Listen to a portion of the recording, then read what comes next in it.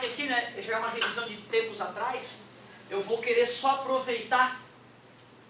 A gente falou de associação de geradores, de conectar um gerador no outro.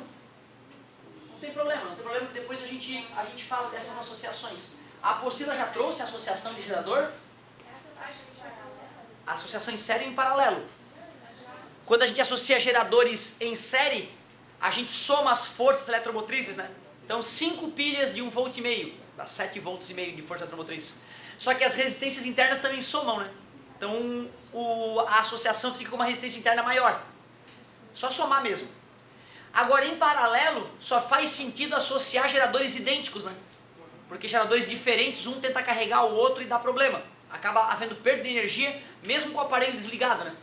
Se tiver 2 pilhas lá, uma nova e uma velha em paralelo, tu descarrega a pilha nova em cima da pilha velha, mesmo que tu não esteja usando o teu brinquedinho ou aparelho, controle remoto. O que é a característica da associação em paralelo? A tensão é a mesma. Logo, quando eu boto 10 pilhas de 1,5 volts lado a lado, a tensão total, a força eletromotriz continua 1,5 volts. Em compensação, a resistência interna global diminui, porque na associação em paralelo é dividir pelo número de resistores, né? Certo? Só pra gente não dizer que a gente não revisou esse detalhezinho. A gente viu mais frequente na vida aula, já estava batendo estado. Então vale a pena a gente dar uma olhada de novo. Ô, professor, por que tipo, tem pilha no controle, né? Daí eu vou usar o controle e não tá funcionando. Daí eu vou lá e giro a pilha. Daí já tava funcionando, tipo, só ótimo. girar. Houve uma oxidaçãozinha naquela molinha, certo? Um pouquinho de oxidação, aí atrapalha a corrente elétrica. O óxido de alguns metais, ele é isolante e não é condutor. E aí então quando tu gira a pilha, tu acaba atritando essas duas partes metálicas, tira o óxidozinho que tinha impedido a passagem da corrente elétrica, volta a passar a corrente elétrica. Show de bola, pergunta. Então pessoal, olha só para dizer que a nossa revisão foi top antes do novo, deixa eu te mostrar o que seria associação de geradores. Associação de geradores.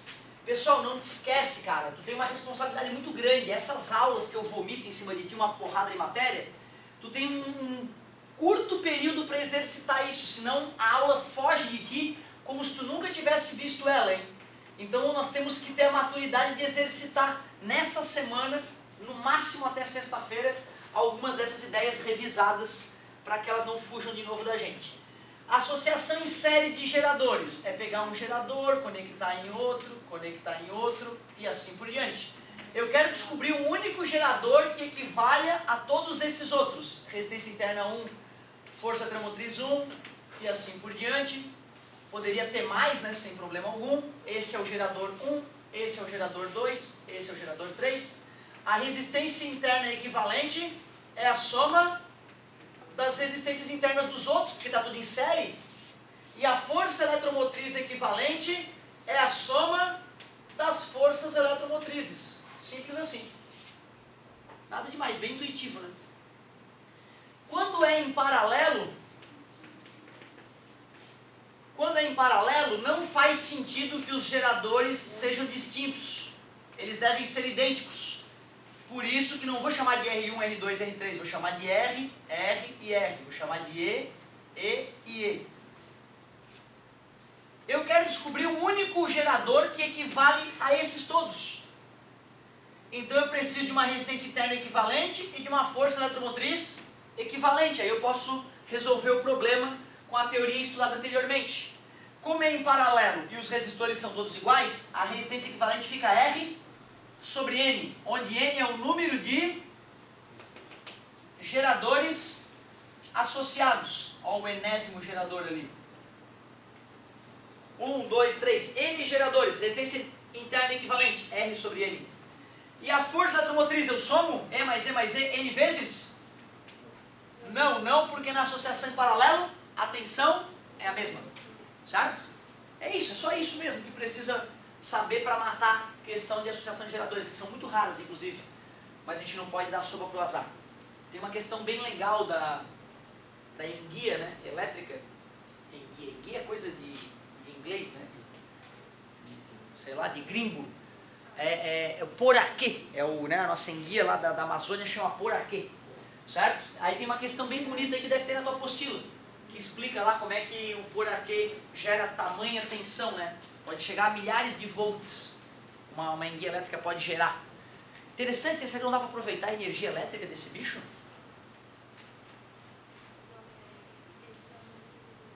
Será que é viável aproveitar a energia elétrica de um peixe elétrico? Será que é vantajoso fazer isso? De onde é que vem essa energia elétrica que ela dispara? Do alimento consumido, né? Então se eu quiser que ela vire uma usina de energia, eu vou ter que superalimentar o bicho, né? E como o próprio corpo dele já consome energia para ela estar viva, né? Então parte da energia química do alimento vai ser perdida, né? Então por isso que não vale, por isso que o filme Matrix é uma grande idiotice, né? Usar o ser humano como fonte de energia, certo? Uma máquina térmica de baixo rendimento, então não vale a pena, certo? É um dos problemas do Matrix, né? Lamentavelmente, que é um filme bom, apesar desse erro absurdo. Vocês sabem, né, que tem filósofos que defendem a ideia da Matrix, né? Verdadeiramente, né? Não é filósofo retardado babaca, é filósofo que dá aula em Harvard, filósofo foda. Teve até uma experiência que tentava provar a existência. Sim, muitas, né? A gente estava dentro. Eles falam, inclusive, que quando a gente vai enxergar a matéria e ver que ela é oca, né, eles chamam isso de pixelização, mostra que essa realidade é uma realidade virtual, que não é uma realidade sólida, verdadeira. Pô, a matéria é sólida. E aí tu vai analisar ela, tu vê que ela não é sólida, que ela é cheia de pontinhos, né? Separados uns dos outros. É uma dos argumentos da galera que pensa assim, eu não penso isso, mas também não acho um absurdo. Eu acho, inclusive, menos absurdo tu pensar que essa realidade que a gente vive é uma realidade virtual, do que tu achar que a gente veio da mesma pessoa e que a matriarca original era virgem. Certo? Eu acho menos absurdo. Não, eu sou cientista sobre, né? Eu sou da área da ciência, eu sou obrigado a defender o que a ciência diz. Né? Apesar de estar num colégio religioso, não sou obrigado a defender dogma. Aliás, eu sou totalmente antidogmático. Eu não consigo. Quando fala que é porque é, eu já torço o bico e eu quero saber da história. Se é, tem que ter uma explicação. Se não tiver explicação, eu não quero. Ah, agora sim. Agora é o novo. Claro, meu amor.